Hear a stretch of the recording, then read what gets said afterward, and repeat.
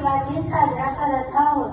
सर्वप्रथम महामानव डॉक्टर बाबासाहेब आंबेडकर यांना माझे श्रीवार वंदन. डॉक्टर बाबासाहेब आंबेडकर त्यांचा जन्म 14 एप्रिल 1891 रोजी मध्य प्रदेश येथील महू या गावी झाला.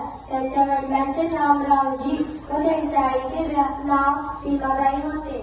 डॉक्टर बाबासाहेब आंबेडकर लहानपणापासून खूप हुशार होते. त्यांना वाचनाची फार आवड होती.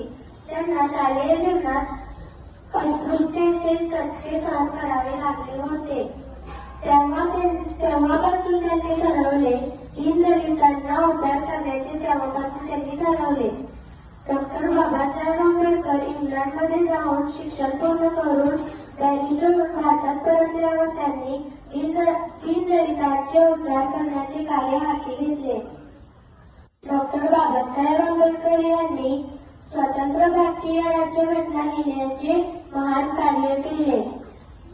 त्यांना आपण भारतीय राज्यघटनेचे शिल्पकारही म्हणतो. अशा या महामानवास माझे कोटी कोटी प्रणाम. जय हिंद, जय महाराष्ट्र.